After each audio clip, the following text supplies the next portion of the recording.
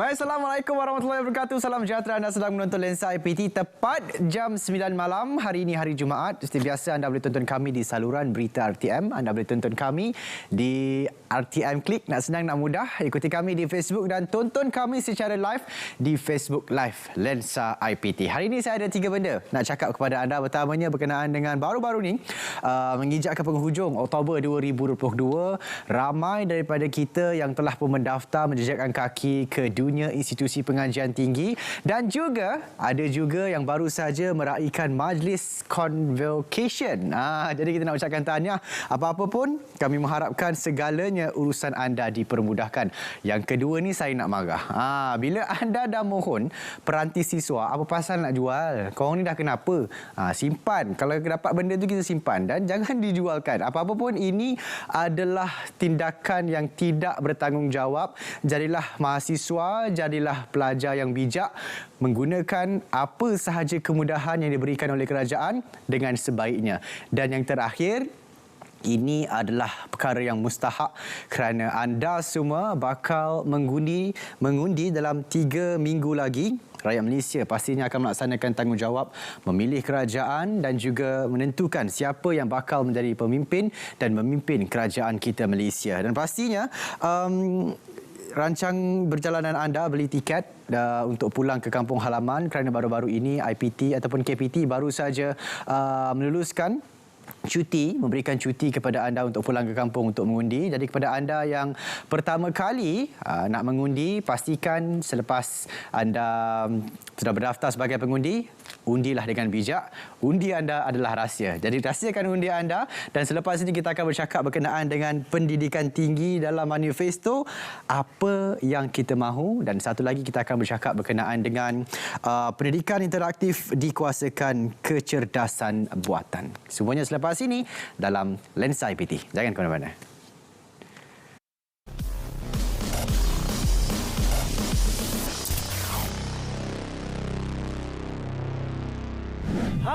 Mahasiswa-mahasiswa ATM, tahu tak apa akan berlaku pada 19 November ini? Pada 19 November, kita ada tanggungjawab penting sebagai rakyat Malaysia. Jadi, mari kita dengar semangat mahasiswa-mahasiswa ATM. Jom! Saya telah mencapai umur 18 tahun dan saya memilih untuk mengundi. Jangan lupa deh, 19 November ni kita patut ramai-ramai turun pergi mengundi deh. Jangan lupa 19 November dan saya memilih untuk mengundi. Saya berasal dari Johor dan saya tetap akan balik untuk mengundi. Kami anak muda, kami memilih untuk mengundi. Jom kita semua pergi mengundi. Jom turun mengundi. Jom turun mengundi.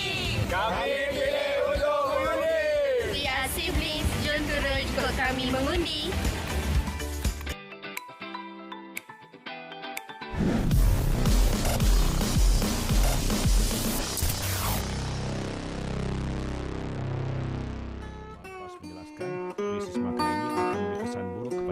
Mak, janganlah bersusah hati. Aku okey sejak di sini. Lagipun kan, Mak, keluarga si Mira semuanya baik-baik. Jadi, Mak jangan risau, Iya, Pak Mak. Okey. Kembang pada 4 Iya. Mak, aku rasakan Mak macam lambat. Sudah ditahu aku pergi kerja. Nanti aku telefon Mak balik. Iya, bye. Dah pukul berapa dah? Lambat tau. Iya, lambat sudah kan? Tengok dulu cantik ke tak nak pergi kerja. Wah, kamu dah kita ni cantik. Macam semanda kata lawak, bah. Mestilah. Setiap kita kenalah cantik. Betul? Jadi memandangkan hari ni hari pertama kita kerja, jadi kita kena semangat! Mira, cepat sikit. Kan lambat nak daftar kerja tu. Dah, jom. Mak. Terima kasih. Ingat ya, kerja baik-baik tau. Semangat! Kakak, orang tengah kelas lah. Okeylah, janganlah marah. Tolong pandai.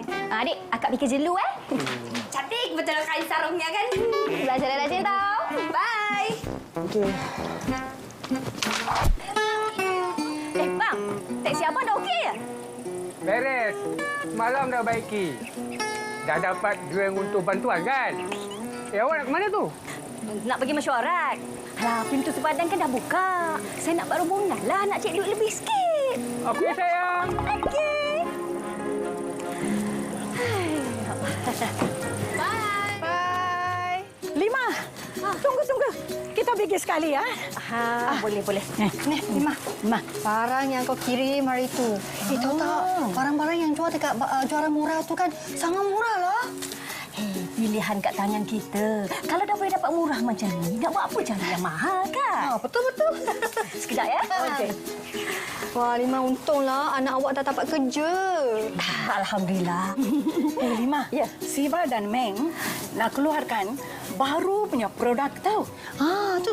Mereka nak buat muruku cheese dengan kuih kapek coklat. Ini mesti hasil daripada bantuan hari tu kan? Rasanya lah. Tu. Apa kata nanti lepas mesyuarat kita pergi makan nasi lauk bercampur dekat kedai Bella tu. Bukan Bella lah. Beda. Beda. Jom. Okey. Asyik salah nama dia.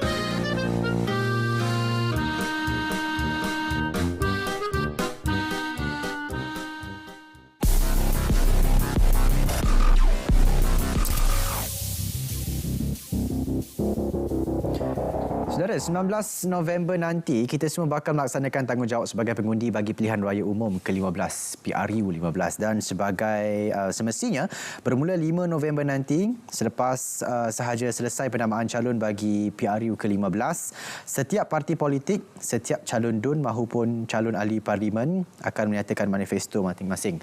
Namun apakah manifesto yang kita inginkan dalam pendidikan tinggi negara yang mana mampu mengubah landscape pendidikan tinggi ke arah yang bersesuaian peredaran zaman dengan teknologi yang semakin canggih pada masa kini. Untuk bercakap berkenaan dengan pendidikan tinggi dalam manifesto, apa yang kita mahu, kita bersama dengan Profesor Madya Dr. Yazrina Yahya, Ahli Pertubuhan Pembangunan Penyelidikan dan Dasar Pendidikan Tinggi Malaysia, Pendapat Universiti Kebangsaan Malaysia UKM. Assalamualaikum Doktor. Waalaikumsalam Saudara Syairul. Alhamdulillah. Doktor, pendidikan tinggi dalam manifesto. Okey. Apa yang kita mahu, apa yang Doktor mahu? Right. Sebelum saya teruskan dengan jawapan kepada Syairul tu, kita kena lihat dulu apa dia pendidikan tinggi.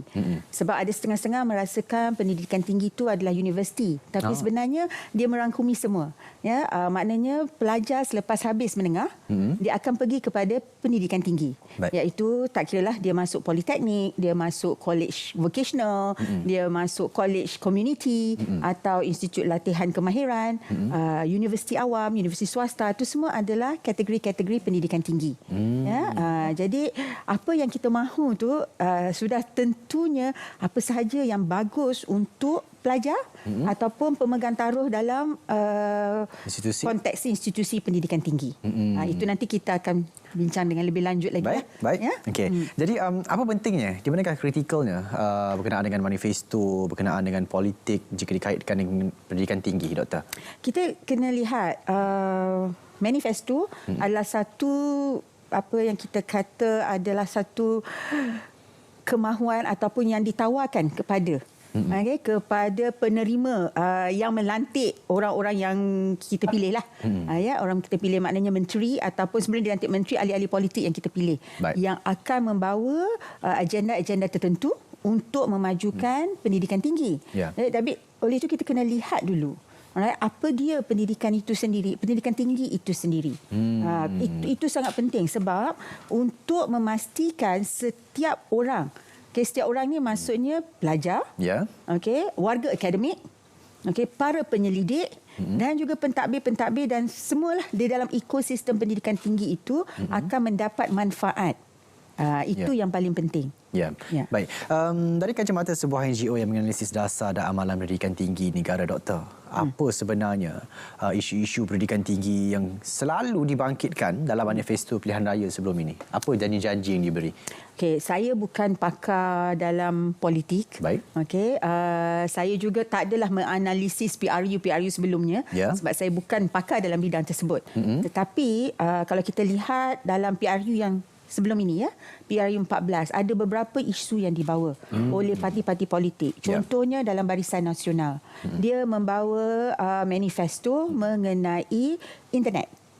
Capaian internet. Kalau saudara Syairul dan juga penonton di sana, kita selalu dengar. Di laman media bagaimana pelajar ada yang panjat pokok, ada yang memandu kereta, ada yang memang kena berjalan kaki. Capaian internet tu susah. Betul. Dan satu lagi masalah mengenai apa yang kita kata bantuan. Jadi pada PRU yang lepas, Barisan Nasional contohnya membawa manifesto mengenai bantuan kepada pelajar-pelajar yang ibu bapanya menerima BRIM. Ya, menerima BRIM. Jadi dia beri bantuan manifesto, dia kata dia beri RM1,500 untuk membantu. Parti yang lain pula, contohnya parti PAS, mereka membawa manifesto untuk melihat kembali dasar-dasar pendidikan tinggi. Sebab ada dasar-dasar yang kita buat yang perlu kita nilai semula. Itu yang dirasakan oleh pihak PAS. Dan salah satu lagi yang dia nyatakan adalah mengenai melupuskan PTPTN. Sebab kita tahu itu adalah isu yang paling kita selalu dengar di laman media. Media penyiaran, media sosial, ada keluar di dalam media surat khabar yang mengatakan pelajar-pelajar tidak membayar ataupun tidak mampu membayar pinjaman balik kepada PTPTN. Jadi itu PAS. Manakala PH pula membawa isu sekali lagi PTPTN. PTPTN yang mana dia mencadangkan supaya bayaran balik itu ditangguhkan. Sebab kalau kita buat pinjaman, seharusnya kita membayar balik. Jadi itu antara manifesto-manifesto. So, kalau kita rangkumkan, yang paling banyak dibincangkan semasa ketika itu adalah mengenai PTPTN dan juga mengenai capaian internet. Ada lagi satu yang mana mereka melihat juga kepada pemerkasaan TVET. Pendidikan vocational. Sebab yang ini Syairul yang kita kata pemerkasaan TVET itu adalah sangat penting. Sebab selama ini kita lihat masyarakat umum sentiasa memberikan pandangan bahawa pendidikan vocational itu adalah pendidikan yang tidak sama taraf dengan pendidikan di universiti. Jadi ibu bapa semua melihat bahawa kalau anak-anak pergi universiti tu, ini adalah satu yang sangat baiklah. Tapi kalau anak pergi vocational ataupun pergi institut latihan kemahiran tu macam anak tu tak berapa pandai lah katanya. Itu adalah kita katakan pandangan-pandangan yang perlu kita buang sebab akhirnya pendidikan tinggi ni dia tak kira kat mana pun, kalau you duduk dekat kita belajar di college community pun, di institut latihan ke, akhirnya dia akan keluar sebagai seorang graduan. Graduan. Cuma ijazah dia ataupun sijil yang dia dapat tu adalah berbeza. Kemahiran dia berbeza. Jadi dalam manifesto, kembali kepada soalan Syairul tadi, dalam manifesto PRU tu dahulu yang PRU 14 tu dia lihat banyak kepada pelajar, kepada pelajar, yang ini berkaitan pendidikan tinggi, kepada pelajar mengenai pembayaran balik PTPTN dan juga capaian internet. Sebab kita sekarang ni, apalagi lepas pandemik ataupun sebelum pandemik lagi, kita dah ada penggunaan komputer. Penggunaan komputer. Jadi kalau Syairul cakap tadi pun mengenai peranti siswa. Betul. Siapa kena jual? Ada yang sampai kena jual. Ada yang nak jual sebab mereka merasakan duit itu adalah lebih penting. Betul. Jadi ini adalah isu-isu yang sentiasa dibahaskan, yang mana kadang-kala kita ingin pelajar itu sendiri boleh faham kenapa kalau dia tidak bayar. Jadi ahli-ahli politik ataupun menteri ataupun kementerian apabila mendengar inilah yang perlu mereka lihat dan perlu mengambil tindakan. Baik. Jadi tadi doktor ada sebut Barisan Nasional, baju merah ni ada apa-apa ke? Ada. Sebenarnya pakai baju warna merah ni sebab kalau kita lihat warna merah tu adalah dia menyatakan sayang, sayang kepada pendidikan tinggi. Dia menyatakan juga ada rasa marah pun ada. Marah tu mungkin sebab lain. Mungkin sebab kadang-kadang tak dapat geran ataupun kita mohon macam-macam tak dapat. Jadi kan tengok prasarana tak bagus, marahlah tu. Marah jadi nak tunjukkan sayangnya, cintanya, marahnya, pakailah merah. Betul. Doktor jangan curhat sekarang, doktor. Kita kena pakai baju purple nanti. Doktor, tadi kita berbalik kepada manifesto PRU 14. Jadi kalau kita ikutkan kiranya manifesto yang dibentangkan itu lebih kurang sama. Maksudnya melihat kepada kewangan dan juga kepada kestabilan ekonomi kepada mahasiswa itu sendiri. Namun sehingga kekini masalah-masalah seperti yang dinyatakan doktor itu tadi pun masih lagi timbul. Makna kata apa? Adakah manifesto itu sekadar manifesto, dan juga baru-baru akan datang ni pelajar juga akan menentukan kerajaan. Jadi pendapat bagaimana? Now, manifesto adalah apa yang setiap parti ingin bawa, yang ditawarkan kepada masyarakat. Ya, jadi apa yang perlu mereka halusi adalah apa yang masyarakat inginkan. Tetapi dia perlu melangkaui bukan untuk PRU saja.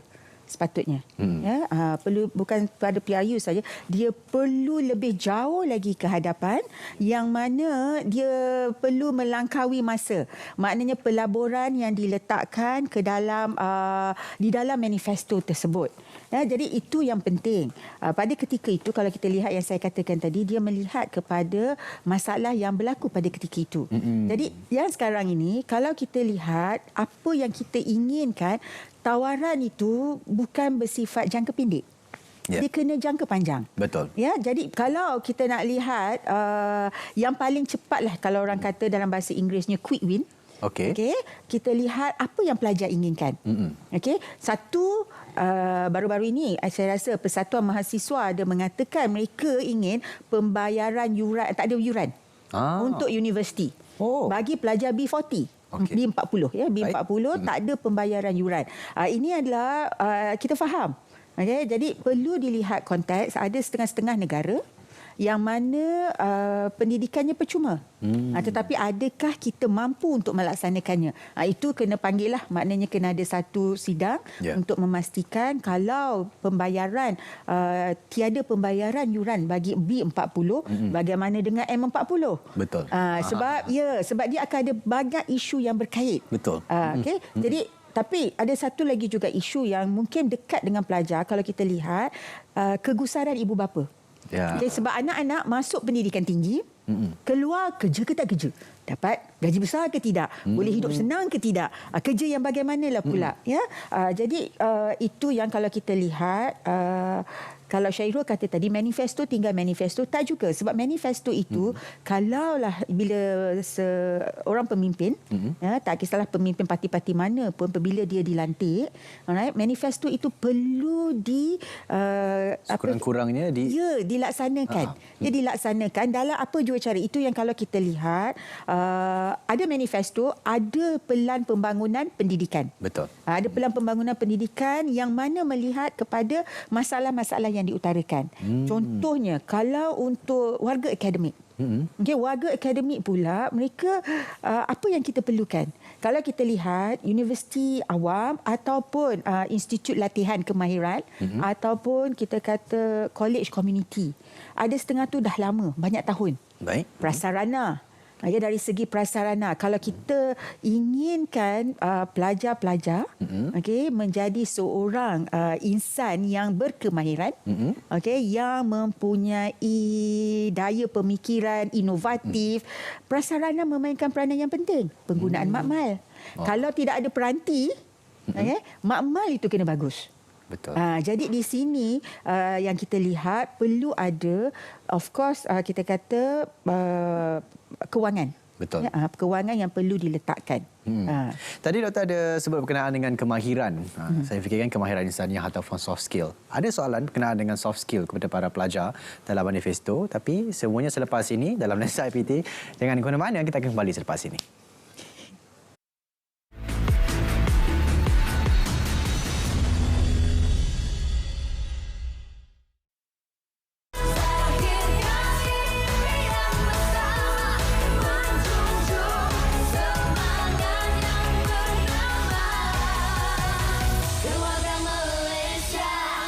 Setiap awal tahun, tentunya ibu bapa yang paling sibuk menyediakan kelengkapan sekolah anak-anak. Bagi tahun 2022, kerajaan bersetuju untuk menyediakan bantuan awal persekolahan sebanyak RM150.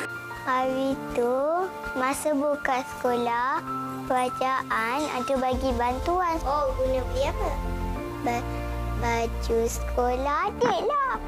Terima kasih Datuk Ismail. Bantuan tambahan tu dapat meringankan beban kakak, dapat kakak menambah untuk beli barangan-barangan sekolah Dari segi kita punya belanja, perbelanjaan dapat meringankan beban. Saya selalu gunakan dia untuk beli bahan rujukan dan juga beli barang-barang peralatan sekolah yang diperlukan.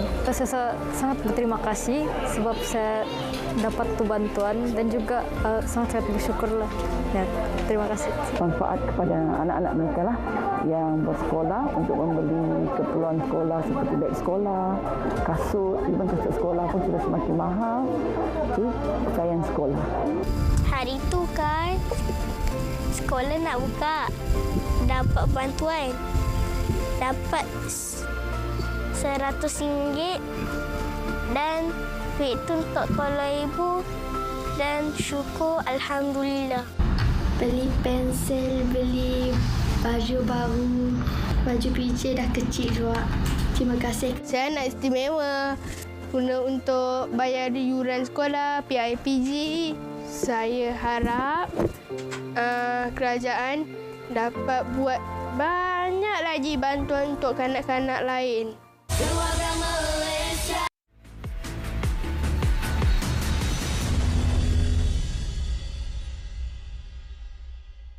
Bertemu kembali, pastinya masih lagi dalam topik pendidikan tinggi dalam manifesto. Apa yang kita mahu, masih lagi bersama dengan Dr. Yazrina. Doktor, tadi kita ada bercakap berkenaan dengan kemahiran insaniah ataupun soft skill. Jadi, rasa penting tak untuk kita terapkan manifesto dalam soft skill dalam manifesto kali ini, dan juga mungkin kepada mereka yang memerlukan peranti siswa. Pada masa itu adalah tempoh pandemik. Namun kini dah beralih kepada zaman pasca pandemik. Adakah relevan lagi peranti siswa itu untuk diberikan dalam manifesto? Okey. Now, daripada soalan yang pertama adalah mengenai soft skill. Okey, di dalam manifesto. Soft skill itu, manifesto adalah sesuatu yang besar. Jadi kalau kita nak katakan kemahiran insaniah, apa yang patut ada dalam manifesto itu seharusnya selaras dengan falsafah pendidikan kebangsaan. Dalam falsafah pendidikan kebangsaan dah menyatakan untuk melahirkan insan yang holistik. Okey, insan yang mempunyai daya intelektual yang stabil dari segi rohani dan jasmani, berkemahiran, berketerampilan dan juga dapat memimpin diri sendiri. Jadi itu semua dah merangkumi. Jadi seharusnya kalau ada pun manifesto yang perlu ada nak kait dengan soft skill, ianya adalah tidak secara teruslah direct. Ya, tidak secara direct. Dia seharusnya melihat kepada, yang ini saya kata manifesto untuk jangka panjang, yang mana melihat kepada pendidikan tinggi kembali kepada asasnya balik. Okey, kembali kepada asasnya balik, sebab kita lihat sekarang pendidikan tinggi masing-masing berlumba-lumba. Okey, nak menjadi nombor 1 ataupun nak menjadi yang terbaiklah di dunia, yang terbaik, ia mengejar ranking. Ini adalah isu yang sentiasa hangat diperkatakan dengan warga akademik, mengejar ranking. Jadi kalau kita lihat dalam kita nak balik kepada asas, okey, college community seharusnya menjalankan tugas, bukan dia orang tak buat, selama ini memang dia orang buat pun. Tak perlu dia berlumba untuk menjadi taraf universiti dalam masa yang singkat. Maknanya kita ada universiti yang khusus. Universiti untuk apa? College community, institut latihan kemahiran untuk menghasilkan pelajar-pelajar yang berkemahiran. Di universiti pula menghasilkan pelajar-pelajar bukan sahaja berkemahiran tetapi juga mempunyai daya intelektual untuk menerajui kepimpinan, untuk menerajui penyelidikan. Jadi dia ada segmen-segmen yang berbeza. Jadi ini yang saya kata, kalau kita nak terapkan dalam manifesto itu, kita perlu lihat dalam konteks falsafah pendidikan kebangsaan secara jauh. Itu soal jawapan untuk yang pertama. Yang kedua tadi, saudara Syairul bertanya mengenai peranti siswa. Saya rasa kita sedang, walaupun dah habis pandemik, kita dalam zaman digital. Betul. Kita dalam zaman digital, memang kena ada peranti. Okay, saya pernah, ini dari segi pengalaman ya, saudara Syairul, saya ada semasa pandemik dahulu, pekerja. Pekerja saya, staf saya tak ada komputer. Tapi kena buat kerja menggunakan telefon. Dan saya tahu betapa siksanya kalau ada peranti kecil itu aja untuk membuat kerja sekolah, ya, kerja-kerja assignment dan sebagainya. Jadi perlu ada, selagi kita ada golongan berpendapatan rendah, ya, perlu ada dari segi bentuk bantuan ataupun perlu ada dari segi insentif ataupun inisiatif untuk membantu mereka. Kalau misal kata peruntukan tidak ada untuk peranti siswa, ini yang saya kata tadi, prasarana di pendidikan tinggi itu perlu baik. Yeah. Perlu baik. Maknanya makmal perlu ada. So ini yang patut kita masukkan di dalam manifesto. Ya, kita perlu masukkan dalam manifesto di mana bagaimana yang kita nak laksanakan inisiatif-inisiatif untuk mendapatkan makmal ataupun untuk mendapatkan capaian internet yang lebih laju. Sebab kalau saudara Syairul lihat saya pasti rakan-rakan kita, anak-anak saya lah. Anak-anak saya biasa. Ya, mungkin rakan Syairul anak saya sebab bayi anak saya umur pun dah 20 lebih. Kan? Jadi apabila datang rumah, rakan-rakan dia datang rumah saya, anti-anti, password internet apa? Lah, sudah. Itu yang dia tanya dulu. Dia tak tanya apa khabar anti, tak ada. Dia akan tanya password internet dulu. Dia cari internet dahulu. Begitu juga kalau apabila pelajar-pelajar antarabangsa datang pun di pendidikan tinggi, mereka akan tanya, mereka akan bertanya internet ada ataupun tidak. Capaian internet di universiti. Ya, capaian internet. Jadi itu yang perlu kita lihat sebab ini adalah masa hadapan. Kita tidak ingin pelajar-pelajar yang kita hasilkan tadi, kan saya kata tadi dalam falsafah pendidikan kebangsaan adalah pelajar-pelajar yang berkemahiran, pelajar-pelajar yang mempunyai daya intelek. Jadi penggunaan peranti itu adalah sangat penting. Betul. Walaupun sebab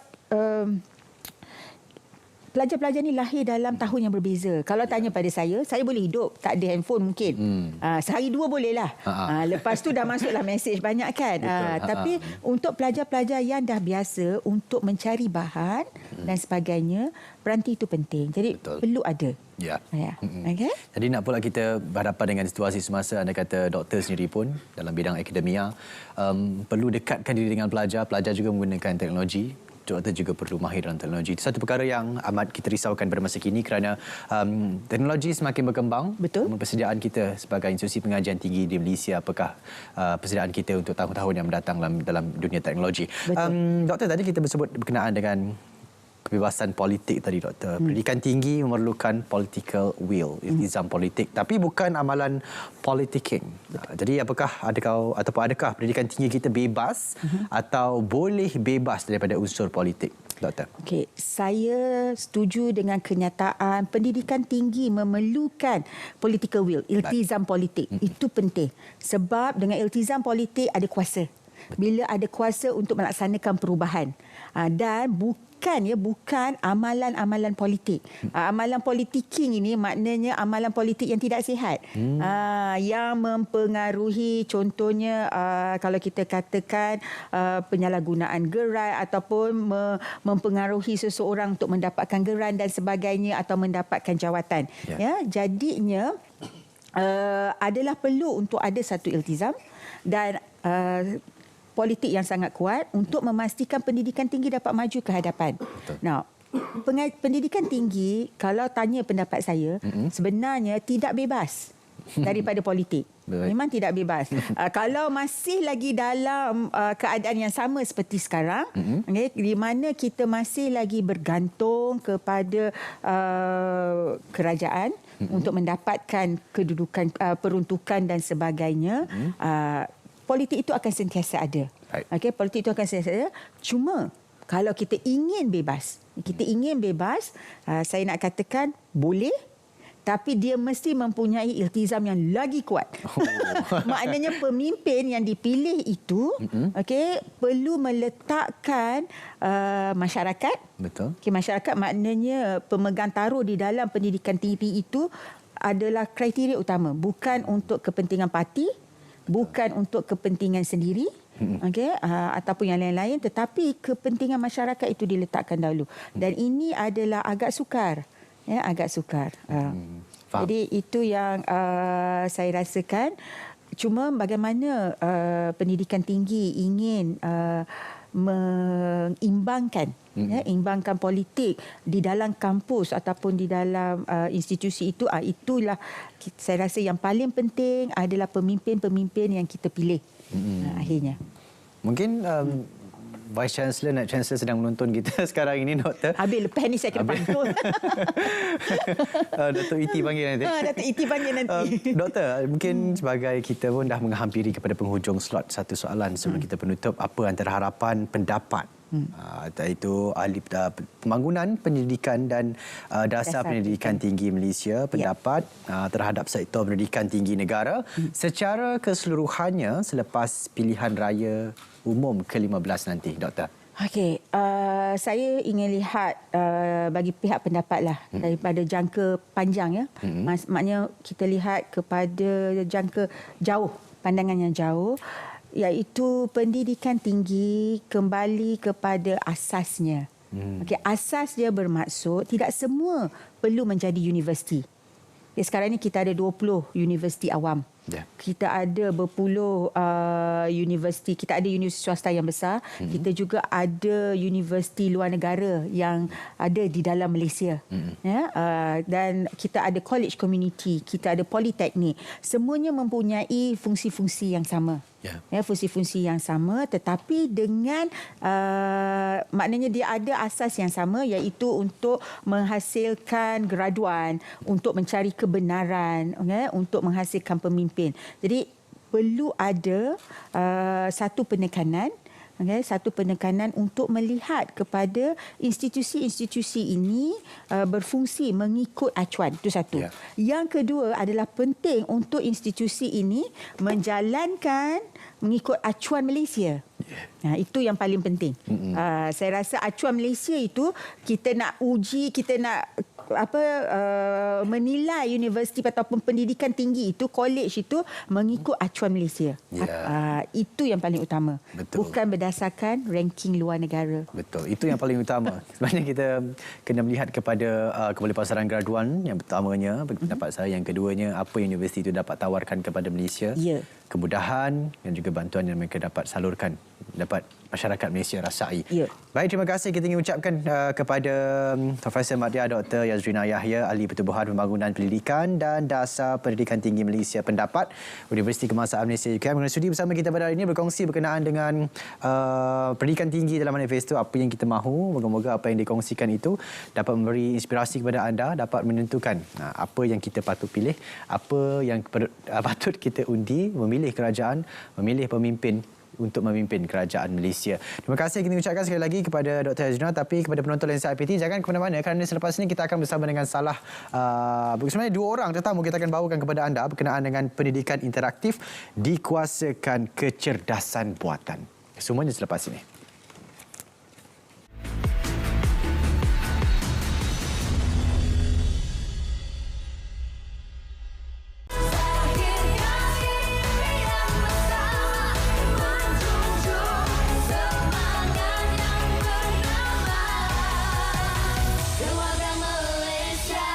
Kerajaan akan menyediakan peruntukan 450 juta ringgit di samping komitmen syarikat telekomunikasi yang turut menyumbang kira-kira 65 juta ringgit.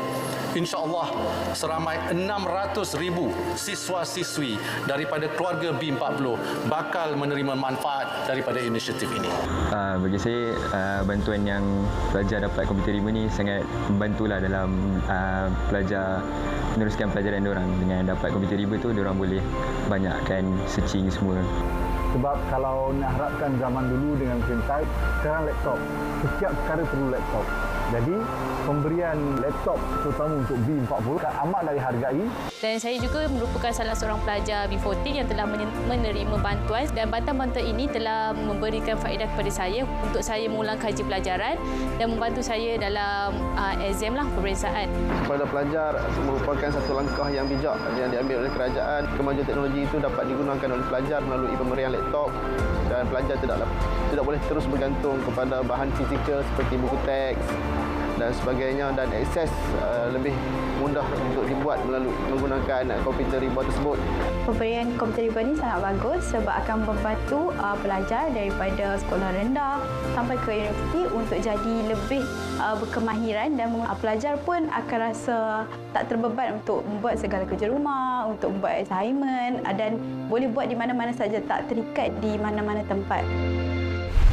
Saya amat berterima kasih kerana telah memberi saya laptop. So dengan adanya laptop ni dapat bantu saya buat assignment dan segala tugas-tugas lain lah. So saya sangat terima kasih.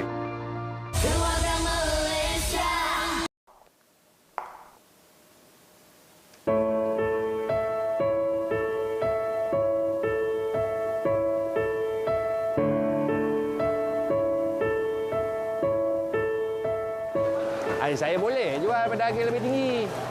Yang lagi mahal. Lagi cepat untung. Orang tetap beli. Buat orang makan. Tapi saya sendiri dibantu sebagai peniaga. Jadi giliran saya lah untuk membantu saudara upaya. Jadi saya pilih untuk menjual dengan harga yang lebih berpatutan.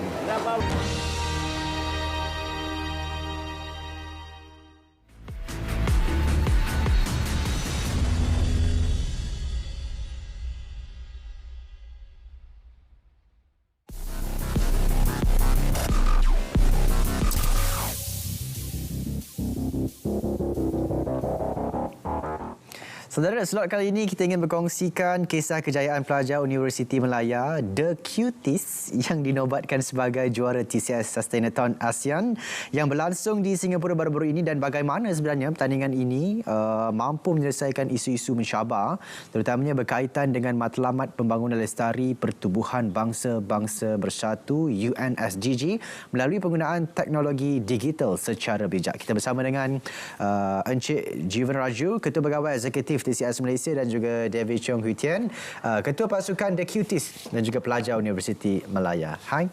Selamat salam sejahtera keduanya. Salam sejahtera. Ya. Encik Jivan, sebenarnya kita nak tahu juga apa sebenarnya TCS Sustainathon dan bagaimana idea ni muncul untuk memberi peluang kepada para pelajar pengajian tinggi terutama dalam menyelesaikan masalah berkaitan dengan pendidikan. Sure. Encik. Semasa pandemik melanda satu dunia, kami merasa banyak anak-anak muda, especially anak-anak muda di pengajian tinggi, terempit atau memang mengadakan banyak masalah-masalah untuk mengadakan pelajaran mereka. Kebanyakan mereka ada kesusahan konektiviti, kebanyakan tak ada laptop, kebanyakan tak tahu macam mana buat online classes.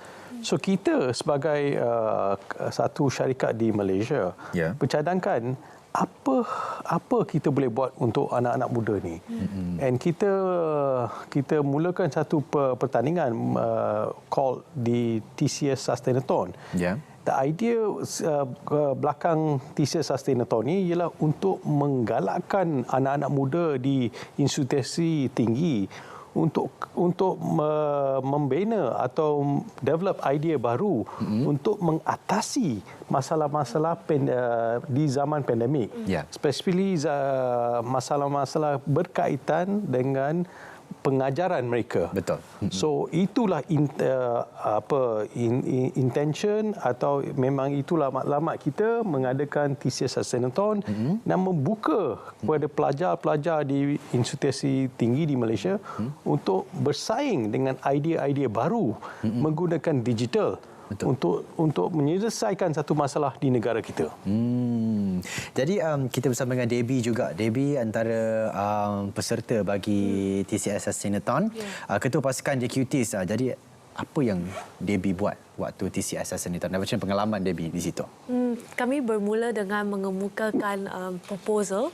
So sebagai seorang pengajian tinggi, saya juga telah menghadapi masalah pertukaran daripada pembelajaran fizikal kepada pembelajaran talian. So dengan itu semasa telah melihat case study dengan problem statement yang telah diberikan oleh TCS Sustainathon, kami dapat memahami cabaran yang dihadapi oleh pelajar yang bersekolah, guru dengan ibu bapa. Oleh itu kami dapatlah memahami dan juga berminat untuk membantu mereka untuk menyelesaikan cabaran tersebut. Dan juga pengalaman tersebut memang kami dapat banyak manfaat kerana semasa soal sesi yang telah dan soalan yang diajukan daripada barisan hakim, dia telah mendorong kami supaya lebih memahami idea kami dan juga menambah baik supaya dapatlah membentang dengan lebih yakin. Itu dia antara semangat yang diberikan. Juara sebenarnya kalau nak cakapkan Encik Jiwan. Betul. Juara TCI Sustainathon. Betul. Maksudnya kita dah Juara bersaing. ASEAN. Para ASEAN. Maksudnya kita dah bersaing dengan Singapura, Filipina.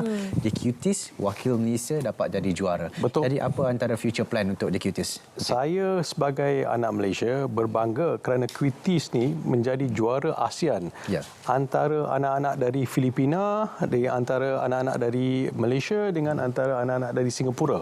Betul. So itu satu achievement yang paling bagus untuk kita di Malaysia. So matlamat ini yang saya harapkan kita boleh dapat dia. Kita akan menyaing banyak lagi company-company atau budak-budak muda memulakan startup untuk address address problem yang kita ada dalam masyarakat kita. So saya harap lepas ni Cuties ni akan mendapat funding dari pihak kerajaan atau pihak swasta untuk mengambil idea itu menjadi satu startup di ASEAN. So kalau boleh satu hari nanti kita boleh jadi Cuties boleh jadi satu unicorn yang besar di kawasan ASEAN dalam bidang pengajaran. Ya, itu sebenarnya saya bila Encik Jiwan bercakap saya terasa macam keunikan Malaysia. Melayu, India, China bersama dalam menjayakan satu matlamat yang sama sebenarnya, iaitu untuk menaikkan nama Malaysia. Dan juga kalau kita ikutkan idea The Cuties ini sangat beruntung sebenarnya TCI Sustainathon sebenarnya dapat The Cuties sebagai peserta. Dan juga bagaimana The Cuties itu memulakan idea dan juga macam mana Debbie menghasilkan idea daripada cetusan idea itu tadi, dan juga bagaimana idea anda memberi manfaat kepada keluarga Malaysia khususnya kepada pelajar? So kami bermula dengan menganalisis masalah kerana tanpa masalah kami tak boleh melahirkan solusi kan. So semasa tu kami ada menganalisis masalah dengan teliti supaya itu cabaran yang dihadapi semasa pembelajaran dalam talian. Dan ada beberapa cabaran yang kami telah nampak macam dia sangat serius. Salah satu iaitu kesibukan ibu bapa kerana mereka tidak dapat membimbing kanak-kanak semasa proses pembelajaran dalam talian. Dan keduanya kekurangan komuniti dan bimbingan antara cikgu. Iaitu kerana macam tu cikgu mereka merasakan pengajaran dalam talian amat membebankan. Dan juga yang ketiga, kerana dalam pembelajaran dalam talian pembelajar menghadapi laptop, tiada seseorang dapat membantu mereka. So dengan QT, dengan QC pembantu maya, dia boleh membantu pelajar supaya lebih berfokus dengan emotion detection technology. Wow. Yes. Jadi Encik Jiwan, apa antara kesan yang dibawa oleh pertandingan TCI Sustainathon ASEAN dalam sistem pendidikan kita? Kita sebagai satu syarikat di Malaysia, memang saya galakkan semua ada syarikat anak-anak di Malaysia untuk mengadakan pertandingan secara dengan anak-anak, dengan murid-murid dari pengajian tinggi, kerana mereka adalah bakal kita punya aset negara kita ialah anak-anak muda kita. So kalau kita meyakinkan mereka dengan mengadakan kompetisi dengan platform macam ini, mereka akan develop satu idea baru untuk jadi satu startup. Bila jadi startup akan memberi mereka satu saingan berpadu dengan anak-anak dari ASEAN. Bila anak-anak mereka berkompet dengan anak-anak ASEAN, mereka akan bersaing dalam global market satu hari nanti. So the idea is macam mana kita create platform ni dekat Malaysia dengan untuk anak-anak muda ni bersaing dengan Sustainathon, dan Sustainathon tiap-tiap tahun kita akan ada competition untuk Sustainathon. So the anak-anak muda akan bersaing untuk menyelesaikan satu masalah sosial untuk kebaikan komuniti. Betul. Baik. Sebenarnya kita nak tahu juga apa antara cabaran The Cuties, tapi Debbie, semuanya sebentar nanti. Kita akan berehat seketika, kembali selepas ini dalam Lensa IPT.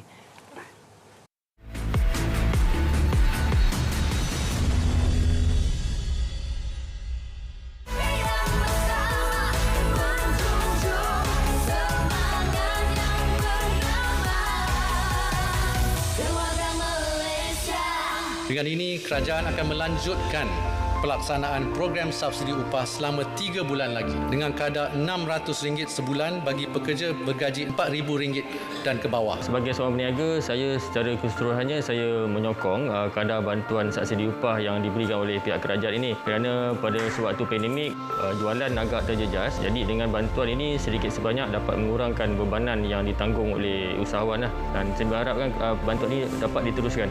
Dia dapat bantu bayar caruman pekeso dan membantu perniagaan bertahan. Ketika pandemik, saya sebagai majikan walaupun kedai tidak beroperasi tapi saya tetap membayar gaji pekerja. Jadi dengan adanya bantuan subsidi upah yang diberikan kerajaan sebanyak RM600, sedikit sebanyak dapat membantu saya untuk membayar gaji pekerja. Sekurang-kurangnya dengan bantuan subsidi upah yang dikeluarkan oleh kerajaan ini, ia dapat menampung kos yang telah saya keluarkan untuk membayar gaji pekerja sebelum ini. Bantuan yang kerajaan telah perlukan untuk ketika time COVID itu sangat membantulah bagi saya. Sebab time COVID itu kita tak dapat nak datang kerja, kita kena bayar kos rawatan. Jadi dari segi bantuan tu banyak menolonglah pekerja-pekerja saya dan juga saya. Alhamdulillah semua telah sembuh daripada penyakit COVID-19. Susahlah masa tu, tapi sekarang pun susah juga. Nak bayar pekerja punya gaji tapi kedai tutup. Nasib baik kerajaan ada bantu subsidi upah. Terima kasih banyak. Masa PKP itu kita boleh cover semualah. Saya harapkan kerajaan boleh extendkan program subsidi upah ini sehingga ekonomi baik.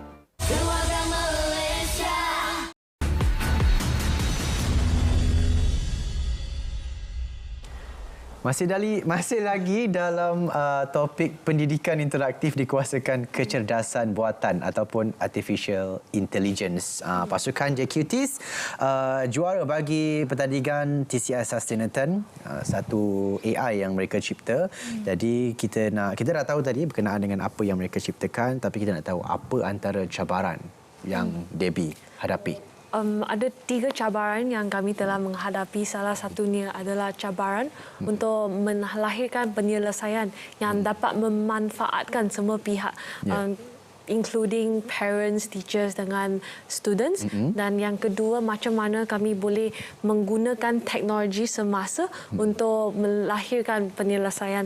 Dan yang ketiga, macam mana kami boleh juga melahirkan penyelesaian yang mempunyai bisnes dan strategi yang kukuh. Yang ketiga ni kami perlu mengambil kira 3 aspek ini semasa melahirkan idea. Dan macam mana kami menghadapi cabaran, kami telah we have organised brainstorming sessions dengan rakan-rakan dan juga menuntut menemu bual parents, teachers dengan students untuk mendapati bahawa adakah solusi kami telah membantu mereka menghadapi cabaran tersebut. Dan juga ada menuntut daripada kawan-kawan kerana mereka kan yang paling terdekat, mereka pun boleh memberi pandangan yang baik kepada kami. Dan kami juga sangat bersyukur kerana mempunyai seorang mentor iaitu seorang profesor, Dr. Chan Chee Sing. Beliau profesor dari Universiti Malaya yang juga mempunyai kepakaran dalam kepintaran buatan. Dan beliau telah mendorong kami supaya berfikir di luar kotak dan juga mengamati masalah dari pandangan dari sudut pelajar dan parents dengan teachers. Baik. Yes. Kalau Debbie di UM sebagai pelajar bidang apa ya? Bidang sains komputer. Sains komputer. Wow. Ya. Okey. Menarik. Jadi TCS saya fikir Encik Riven, TCS Sustainathon ini satu platform yang sangat baik bagi melahirkan pelajar-pelajar yang berfikir di luar kotak, yang holistik, bukan sahaja hebat dalam pengetahuannya tapi juga hebat dalam pemikirannya dan mampu menciptakan satu perkara yang asing dalam kehidupan mereka. Encik Jivan, adakah TCS Sustainathon ini akan diteruskan pada masa-masa akan datang? Sudah tentu. Kami dari pihak TCS sudah tentu akan mengadakan lagi satu pertandingan untuk Sustainathon untuk tahun depan. Ini adalah tiap-tiap tahun kita akan wujudkan satu kes sosial yang berlainan. tahun ni ialah topik dia Reimagining Education. Tahun depan mungkin topik dia mungkin Circular Economy.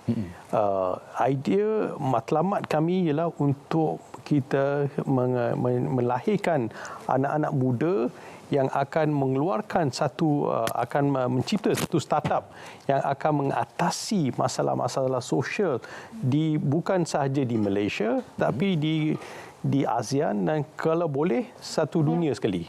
So itu matlamat kami. Baik. Jadi Debbie, andai katalah kalaulah Debbie diberikan peluang untuk menyertai pertandingan yang macam ni lagi, in future, apakah mungkin inovasi yang Debbie nak hasilkan? Dan kenapa? Saya rasa sudah tentu dengan ahli kumpulan saya. Yang sama? Yes, yang tak nak ubah? Rasanya tak nak kerana dah ada chemistry kan? Oh, ada chemistry. Ya, dah ada chemistry untuk buat kerja. Semua pun dah tahu style, working style masing-masing. Dan saya rasa kami kena menganalisis masalah dan juga problem statement yang diberikan oleh pertandingan yang akan menyertai kerana mungkin kami tidak akan menggunakan pintaran buatan untuk menyelesaikan masalah tapi mungkin boleh gunakan teknologi yang lain seperti blockchain. So memang kena menganalisis masalah tersebut dengan teliti baru kami boleh mewujudkan solusi yang dapat menyelesaikan masalah tersebut. Menarik. Jadi Cik Jivan, selain daripada pertandingan TCS Asean tadi, mungkin ada lagi sumbangan TCS yang pada dalam konteks pendidikan tinggi dalam negara? Kita dalam konteks pendidikan negara, kita sekarang bekerjasama dengan lebih kurang 20 institusi pengajian tinggi untuk melahirkan anak-anak muda yang berpotensi tinggi. Sebab TCS satu syarikat worldwide. Dan dengan menggunakan TCS, kita harapkan anak-anak muda ini akan mendapat peluang dan exposure yang lebih daripada di kawasan Malaysia saja, tetapi untuk memberi mereka satu exposure di ASEAN, Asia Pacific dan kalau boleh satu dunia. So that exposure is paling mustahak untuk anak-anak muda kita di Malaysia. Lebih-lebih lagi di zaman mana internet dan digital adalah satu norm. Dan apa kita buat kat Malaysia boleh mempunyai impact di Europe atau di UK. Dan kalau apa orang buat kat UK dengan US akan impact pada kawasan negara kita pun. Baik, kita mungkin dah berada di penghujung slot. Satu soalan terakhir kepada Debbie. Apa antara nasihat ataupun apa yang Debbie nak cakap kepada kawan-kawan Debbie di luar sana, mungkin yang terlepas ruang TCS Asean ni ataupun ada pertandingan lain yang mereka boleh masuk, mungkin Debbie nak bagikan kata-kata semangat untuk mereka? Saya berasa kena berani untuk mengambil peluang kerana semua ni tidak akan wujud kalau kawan saya tidak ajak saya untuk menyertai TCS Sustainathon. So janganlah takut untuk to step forward and step out of the box untuk menyertai hackathon ini kerana kamu memang tidak akan tahu potensi diri sendiri selagi kamu mencuba. Yes. Wow, itu satu kata-kata semangat yang saya sendiri pun tersentuh sebenarnya daripada kata-kata Debbie. Kena berani untuk kita nak memulakan satu perkara yang baru. Kerana satu perkara yang baru itu walaupun takut, walaupun luar daripada kebiasaan kita, tapi itu mungkin menjadi batu loncatan kepada kita dan juga berjaya di masa akan datang. Dan juga kepada Ketua Pegawai Eksekutif TCS Malaysia, Encik Jivan Rajo. Apa antara harapan TCS terhadap pertandingan TCS Asean ini dan juga seterusnya terhadap pendidikan tinggi di Malaysia? Cik. Kami di TCS harapkan banyak anak syarikat di Malaysia, khususnya agensi-agensi kerajaan atau GLC, mengadakan tournament macam Sustainathon. Dalam kalau satu negara kita ada tournament Sustainathon untuk anak-anak muda dari pengajian tinggi, kita akan melahirkan satu generasi yang baru yang will always think out of the box, yang akan disrupt the normal circumstances dan akan menyelesaikan masalah-masalah sosial yang kita hadapi sekarang dengan satu niat yang murni, dengan satu amanah yang bersih. Itu saja kita punya objektif dan kita harapkan banyak syarikat di Malaysia akan syarikat di Malaysia lebih lagi syarikat GLC akan mengadakan pertandingan macam ni untuk anak-anak muda di di pengajian tinggi. Sebelum kita menutuplah, kita nak tanya juga Debbie, pandangan Debbie terhadap TCS Sustainability ASEAN. Jujurlah. Jujur. Jujurlah. Terima kasih banyak. Kami amat bersyukur kerana bukan sahaja pergi Singapura untuk bersaing, kami juga dapat berkenalan dan berkawan dengan wakil negara-negara lain seperti negara Singapura dan juga Filipina. Yes, dan kami juga dapat melancong selepas competition day. Memang satu enjoyment untuk ahli kumpulan lah selepas bersusah payah untuk berapa bulan. Memang very good time together dekat Singapura. Yes. Dapat hadiah pula. Dapat hadiah pula. Yes. Alright, terima kasih kita nak ucapkan kepada Encik Jivan Raju, Ketua Pegawai Eksekutif TCS Malaysia, dan juga kawan kita Debbie Chong Kuitian, Ketua Pasukan The Cuties, dan juga pelajar Sains Komputer Universiti Melayu. Terima kasih kerana sudi bersama dengan kita. Semoga-moga TCS dapat menganjurkan lagi pertandingan-pertandingan seperti TCS Sustainathon ini, dan juga moga-moga TCS dapat berkembang dengan majunya dan melahirkan komuniti dalam melahirkan graduan-graduan yang holistik menepati kehendak semasa. Terima kasih kepada keduanya. Terima kasih. Kepada penonton Lensa IPT, terima kasih juga kepada anda kerana sudi bersama dengan kita pada hari ini. Jangan lupa anda ada lagi dalam lebih kurang 3 minggu untuk anda menentusahkan siapa yang anda patut undi dalam pilihan raya umum ke-15. Tiadalah pengundi yang bijak, tiadalah pengundi yang bertanggungjawab, kerana undi adalah penentu kepada kerajaan Malaysia. Undi sebenarnya penentu kepada Malaysia. Saya Syarul Islam, terus menonton Lensa IPT pada minggu-minggu hadapan. Kita kembali dan kita berjumpa nanti.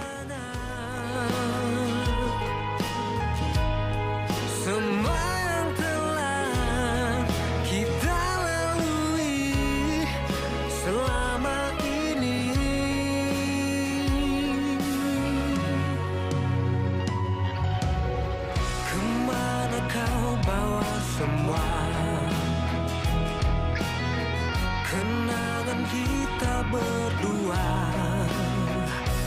oh hilanglah rasa cinta ini.